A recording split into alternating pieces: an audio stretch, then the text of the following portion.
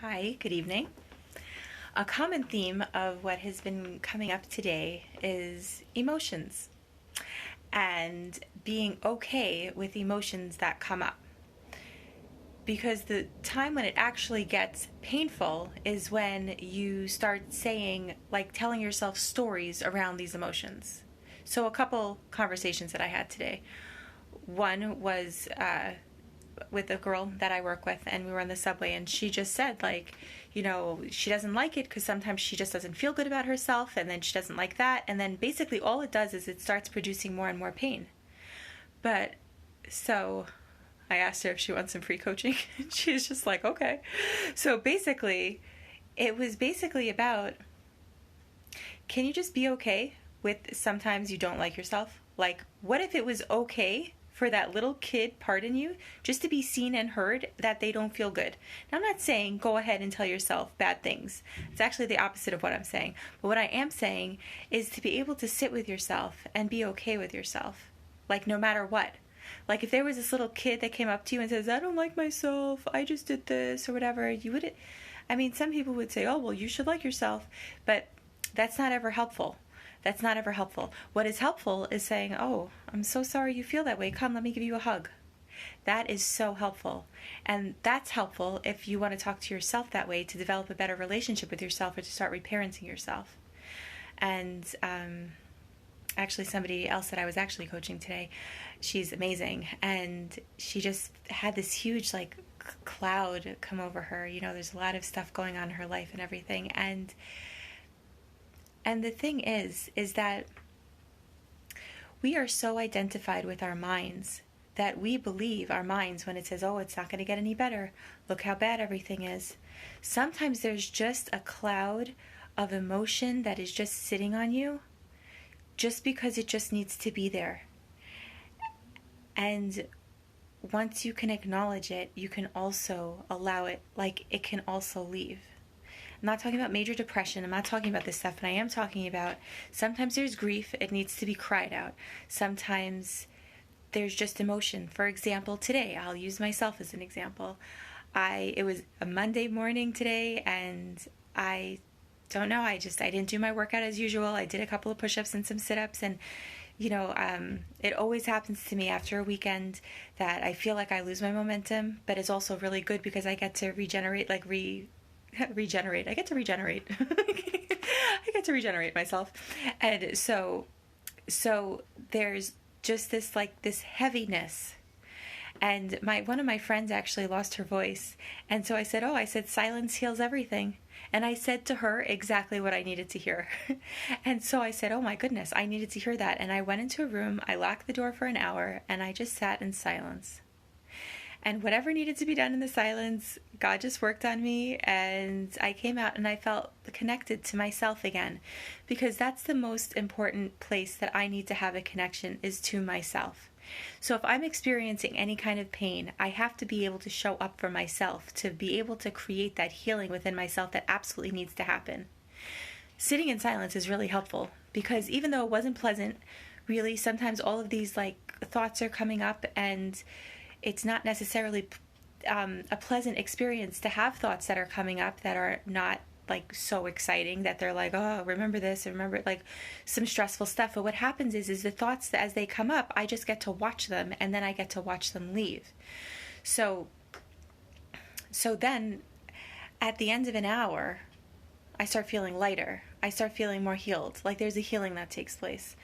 And speaking about healing that takes place, I wanted to talk also a minute about my experience with my teenage daughter, because actually I really don't want to tell you, but this is why I want to tell you, because I don't want to tell you, and maybe it will be speaking to somebody. So she wanted me to help her with her studying, and I was on a call. So I told her, when I get off the call at 9 o'clock, then I will help you. Now I got off the call at 9:04. And then I went to go and to see if she needed help, but she was already upset with me that I was 4 minutes late, which I have a track record of being late with this child, and that's my problem. That's something that I need to be really cognizant of, and to get power, to actually be on time and to show up for her. And then she didn't want my help, and I took that so personally, and then I got upset with her. And then she was saying, you're acting like a 6-year-old. Because I'm like, oh, what do you need a mother for? Blah, blah, blah. Like, I don't know. I went a little crazy. And so she's like, you're acting like a 6-year-old. And I was like, when she said that, I was like, okay. So I went into my room, and I just thank God for the pain of what just happened, because really I needed to own my own problem, which is that even though I was 4 minutes late, I still went out of my word, and I didn't show up on time. And then I was acting, as my daughter said, a 6-year-old. So I had to find that place in myself that had a 6-year-old that really wanted attention, that really wanted to be of service, but now was not able to because she made a mistake. And basically, just with coming back into myself and loving myself no matter what, even though I made a mistake, I was able to come back to myself. And it's because I have a practice of sitting in silence, because I have this because I've had this practice. It has been so helpful, because now I have somewhere to go when people get mad at me, which is right inside here. So I went back. I apologized for being aggressive when I was talking to her, and she was right, and I apologized for being late. And I said, if she wants my help, she's open to it, and if she doesn't, that's awesome. And instead of needing to derive my sense of self from my daughter, I knew that I was okay. Even though I made a mistake, and even though this happened, I was okay. So this is another example of being able to hold space for emotions, because they're just emotions.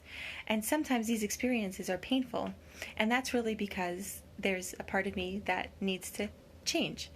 And so for me, this was a good learning experience. So to ask you, basically, where in your life do you need that healing? Like, where are you so needy on maybe somebody else's opinion, or like, where do you find yourself that you need somebody to pay attention to you, or that you need to help somebody in order to feel good about yourself? Like, is it being derived from a real sense of self, or from a place of, I just am very needy on a person? Or if you made a mistake, then you overcompensate.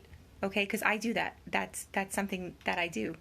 And having a safe space to come to with myself gives me the ability to be able to see it and to own it, because I also have to own my own stuff.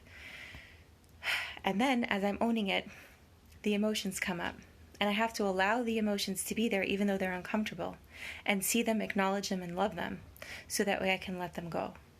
And what it also was reminding me of is at the age of my kids, like, if you're having a problem with your kid, or really anybody else, but especially I think with kids, is that if you're having problems with your kid at that exact age, like, I have to get the healing for myself at the exact age that I'm having the problem with this person. Either your kid, it's possibly, somebody else.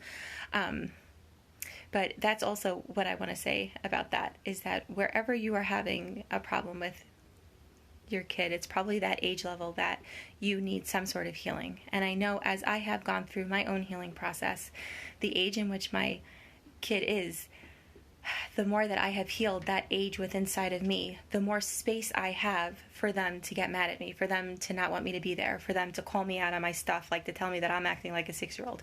Then I could come back to myself and be like, oh, maybe you are.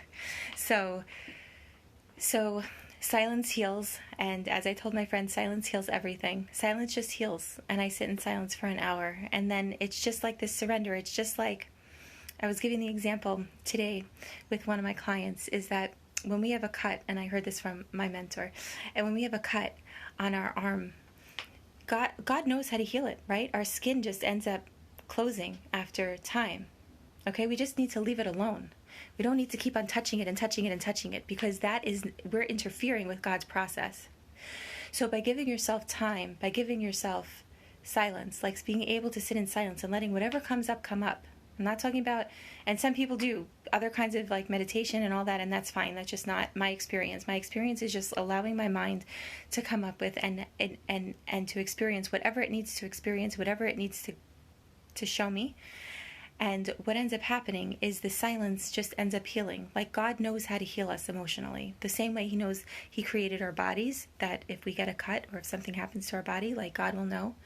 And when we give ourselves silence, actually, and connect into our bodies, our body and that silence, like that part of us that is all-knowing, which is our soul, which is a part of God, will actually give you directions on how to heal yourself. So many times I just need a glass of water when I have a headache, and then I need another one and another one and another one, and then it'll go away.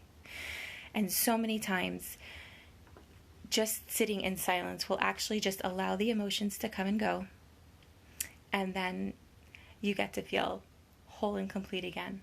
So we have a lot of holidays coming up, and we have a lot of stuff going on, and so I offer you the opportunity to sit in silence for a little bit, and to also acknowledge your feelings, and to be okay with every single feeling that comes up, because these feelings, they're just feelings.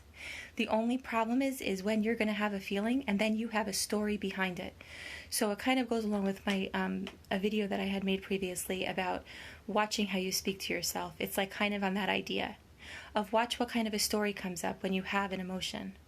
If it's a story that you're telling yourself, like, oh, it's not going to get any better, or oh, I'm so stupid, or whatever it is that you can possibly be saying, it's going to hurt. And really, we need to feel good. Because when we feel good, our body heals, our emotions heal, our soul heals, and more good things end up coming into our lives. But this is actually,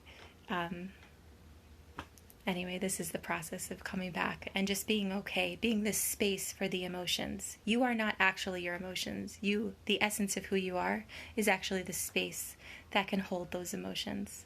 And the more space and time that you give to yourself, the bigger the capacity you will be to have your emotions for yourself, and then to have them for your family, your friends, your loved one, your coworkers, people who drive you crazy.